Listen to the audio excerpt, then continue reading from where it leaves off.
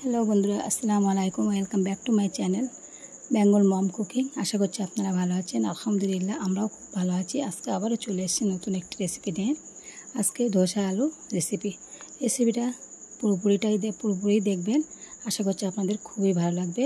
Skip করবেন না, পুরোটাই দেখবেন, তাহলে বুঝতে পারবেন রেসিপিটা কেমন। আমি এই রাত্রে আলো চাল আর মুগ ডাল ভিজিয়ে রেখেছিলাম। তো রাত্রে না ভিজলে 6 থেকে 7 ঘন্টা ভিজলে হবে, কিন্তু আমি পুরো রাত্রে ভিজিয়ে রেখেছিলাম। সকালে নাস্তাটা তৈরি করব। দেখুন, পুরোপুরি ভিজিয়ে রেখেছি। ভালো করে পরিষ্কার করে ধুয়ে নিয়ে তারপরে আমি এটা ভালো করে পরিষ্কার করে ধুয়ে নিয়ে একদম পরিষ্কার পানি, সাদা পানি যতক্ষণ না বেরোবে ততক্ষণ ধুতে হবে। ধুয়ে পরিষ্কার করে আমি ভিজিয়ে রেখেছিলাম। ভালো করে আরও একবার ধুয়ে তারপরে একটি মিক্সিং জারে আমি দিয়ে দিচ্ছি এটা পেস্ট করার জন্য। এটা কিন্তু শিলনোড়াতেও বাটলে হবে, কিন্তু এটা মিক্সিতে দিয়ে দিচ্ছি আমি। অনেকে কিন্তু শিলনোড়াতে বেটে করলেও কিন্তু এটা ভালোভাবে পেস্ট হয়ে যাবে। আমি মিক্সিতে দিয়ে ভালো করে এটা পেস্ট করে নিয়েছি। যেহেতু এটা ডোসা বানাবো, ওই জন্য ভালো করে এটা পেস্ট করে নিয়েছি। একটু কিন্তু একদম মিহি না করে একটু দাঁড়া থাকলেও হবে, কোনো অসুবিধা নেই। দেখুন, আমার হয়ে গেছে পুরো পেস্ট তৈরি করা হয়ে গেছে। একটি পাত্রে আমি এটা ঢেলে নিচ্ছি। দেখতেই পাচ্ছেন পুরোটা পেস্ট তৈরি হয়ে গেছে। কত সুন্দর স্মুথ একটা পেস্ট তৈরি হয়ে গেল। এটা আমি ঢেলে নিচ্ছি। ঢেলে নিয়ে এটা ভালো করে এটা কিন্তু এক সাইডে রেখে দেবো। এটা রেখে দিয়ে তারপরে আমি তরকারিটা তৈরি করে নেব। প্রথমে চলে এসেছি, একটু কড়াই বসিয়ে দিয়ে অল্প পরিমাণে একটু রিফাইন তেল দিয়েছি। রিফাইন তেলটা দিলেই ভালো হবে। রিফাইন তেল দিয়ে আমি একটি শুকনো ঝাল কেটে দিয়েছি। শুকনো ঝাল আধঘান করে দিয়েছি, আর একটু আস্ত জিরে দিয়েছি। এটা ফোড়নে দিলে কিন্তু খুবই সুন্দর সেন্ট বাড়ায়, হেভি সুন্দর একটা সেন্ট বাড়ায় আর খুবই ভালো লাগে। আর তার মধ্যে একটু হিং দিয়ে দিয়েছি। হিংটা দিলে কিন্তু টেস্টটা খুব সুন্দর হয়, সেন্টটাও খুব ভালো হয়, ওই জন্য একটু হিং দিয়ে দিয়েছি। তারপরে 2টি কাঁচা ঝাল কেটে দিয়েছি, আর একটুখানি 1 ইঞ্চি মতো আদা আমি গ্রেট করে দিয়েছি। আদাটা রসুন দেওয়ার দরকার নেই, আদাটা একটু গ্রেট করে দিলেই হবে। আমি আদাটা গ্রেট করে দিয়েছি। তারপরে সব কিছু একটু ভালো করে ভাজা হয়ে আসলে কিন্তু এটা কারি পাতা দিয়েছি। কারি পাতাটা অবশ্যই দেবেন। এই তরকারি কিন্তু কারি পাতাটাই মেন। কারি পাতাটা দিলে কিন্তু হেভি সুন্দর একটা সেন্ট বার হয়, খেতে কিন্তু দারুণ সুন্দর লাগে। তারপরে ওগুলো ভাজা হয়ে গেলে আমি 2টো বড় সাইজের পেঁয়াজ কেটে রেখেছিলাম ছোটো করে। পেঁয়াজগুলো দিয়ে দিচ্ছি, একটু নাড়াচাড়া করে কাঁচা গন্ধটা গেলে তারপরে আমি টমেটো দিয়ে দিয়েছি। টমেটো দেওয়ার পরে কিন্তু এই মশলাগুলো দিয়ে দিচ্ছি। গুঁড়ো মশলাগুলো যেগুলো রেগুলার মশলা, ওগুলোই দিতে হবে। রেগুলার মশলাগুলো আমি দিয়ে দিচ্ছি, নুন, হলুদ এসবগুলোই দিয়ে দিয়েছি। আস্তে আস্তে নুনটা দেওয়ার কারণ আগে, কেননা টমেটোটা গলবে, ওই জন্য নুনটা দিয়েছি। তারপরে কিন্তু ধনিয়া গুঁড়ো আর জিরা গুঁড়ো দিয়ে ভালো করে মশলাটা আমি কষিয়ে নেব। ভালো করে এটা মশলাটা কষিয়ে নিয়ে কিন্তু আমি এটা নাড়াচাড়া দিয়ে ভালো করে এটা কষিয়ে নিতে হবে, যতক্ষণ না পর্যন্ত টমেটোটা সিদ্ধ হয়ে যাচ্ছে, কাঁচা গন্ধটা না যাচ্ছে। কষিয়ে নিয়ে ভালো করে এটা আমি আগের থেকে আলু সিদ্ধ করে রেখেছিলাম, 2টি বড় আলু সিদ্ধ করে রেখেছিলাম, সেই আলুটাই আমি দিয়ে দিচ্ছি। আলুটা দিয়ে ভালো করে নাড়াচাড়া দিতে হবে। ভালো করে নাড়াচাড়া দিয়ে ভালো করে একটু ভাজা করে নিতে হবে। সত্যি এই আলুটাই শুধু খেতে কিন্তু খুব সুন্দর লাগে।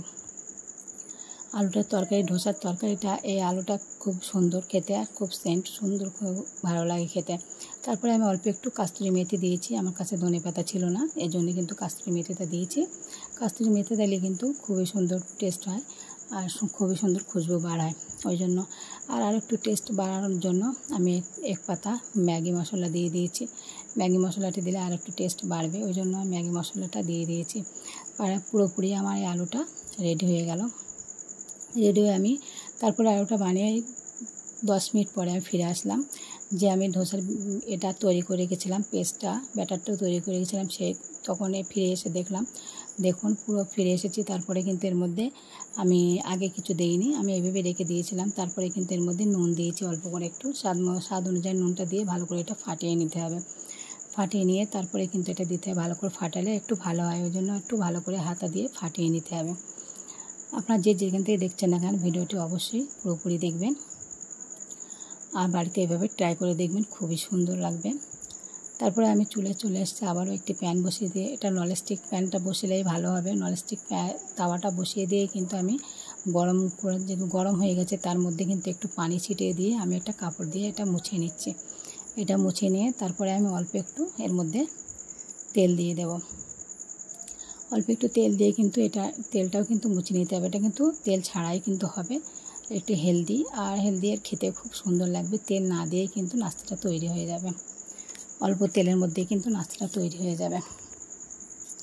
এর মধ্যে আমি তেলটা দিয়ে কিন্তু এটা কিন্তু আমি টিস্যু পেপার দিয়ে মুছে নিচ্ছি।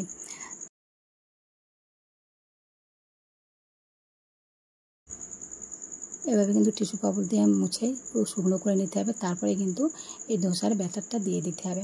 এই ধোসাটা এত সুন্দর টেস্টি হয়েছিল, দেখুন এভাবে বাড়িতে অবশ্যই ট্রাই করে দেখবেন, খুবই সুন্দর টেস্ট হয়েছিল। যেহেতু এটা আলু চাল আর মুগ ডাল দেওয়া আছে, খুবই সুন্দর ক্রিসপি আর খুবই সুন্দর মুচমুচে টেস্ট হয়েছিল, খেতে কিন্তু দারুণ লেগেছিল।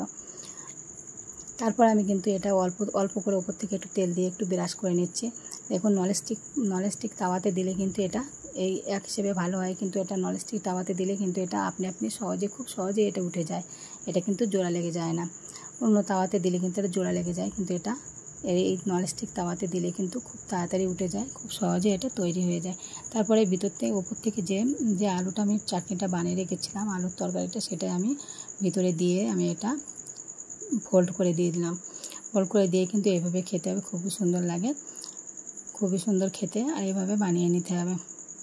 তারপরে এটা হয়ে গেলে কিন্তু এর মধ্যে এটা কিন্তু উঠিয়ে নিয়ে আমি আবার একটা ডোসার বেটার দিয়ে দেব। বেটারটা দিয়ে দেখুন দেওয়া হয়ে গেছে। এর মধ্যে কিন্তু আমি আলুটা দেবো না, এভাবে কিন্তু ভাজ করে নেব। একদম ক্রিসপি আর পুরো খাস্তা হয়েছিল, কি সুন্দর খেতে লেগেছিল, খুবই সুন্দর হয়েছিল। আপনারা অবশ্যই বাড়িতে এটা ট্রাই করে দেখবেন। আর আমরা যেখান থেকে দেখছেন এখন ভিডিওটি, অবশ্যই আমার ভিডিওটি ভালো লেগে থাকে যদি লাইক কমেন্ট শেয়ার করবেন, আর বেল আইকনটা দাবিয়ে দেবেন। লাইক কমেন্ট শেয়ার করে সাবস্ক্রাইব অবশ্যই করবেন, আর কমেন্ট করে জানাবেন ভিডিওটি কেমন লাগলো। দেখুন এটা কিন্তু খুবই তাড়াতাড়ি বানানো হয়ে যায়। এটা সকালের নাস্তার জন্য, সকালের ব্রেকফাস্ট, এটা খুবই তাড়াতাড়ি হয়ে যাবে। হেলদি একটি ব্রেকফাস্ট তেল ছাড়াই কিন্তু নাস্তাটা তৈরি হয়ে গেছে। আপনারা অবশ্যই এটা বাড়িতে বানিয়ে দেখবেন। বাচ্চাদের দিলে কিন্তু খুবই খুশি হবে। বাচ্চা কি সবাই কিন্তু খেতে খুবই ভালোবাসবে। বাচ্চাদের টিফিনে দিলে কিন্তু খুবই ভালো হবে। বাচ্চারা টিফিনে দিলে কিন্তু খুব সুন্দর করে ওরা মজা করে খাবে।